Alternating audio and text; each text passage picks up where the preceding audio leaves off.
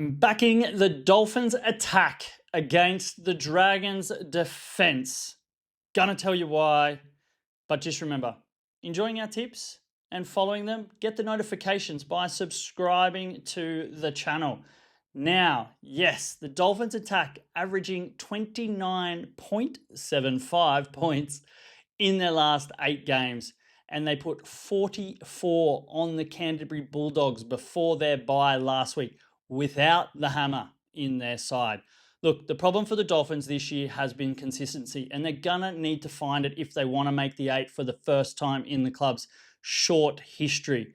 Christian Wolf has done a lot of good things, and they need to start to find consistency in their defense. So they're coming up against the Dragons, who, yes, are in the top 8, but do have a negative record. So I'm gonna back the Dolphins here to play some decent defense again against St. George, who are hit and miss as one of these sort of satellite teams outside of the 8, just like the Dolphins are, but expecting them to start to make a run up the ladder. Look, the Dolphins attack is gonna set things on fire against the Dragons, and there is a really strong trend of all 4 games between these two clubs being won 13 plus by the home side. So I'm not going to take it that far, but I'm going to take the Dolphins to win by 4.5 points against the Dragons and cover that line at home at Suncorp Stadium.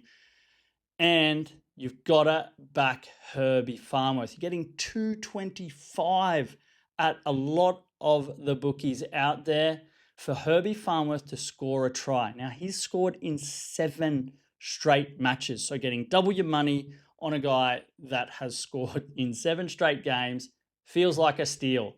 So we'll see about that come the end of round 14. But on Farnworth to score, on the Dolphins to score over 26.5 points, and for them to cover as the 4.5 point favourites at Suncorp. Just remember though, if you're having a punt, gamble responsibly and enjoy it while you're there.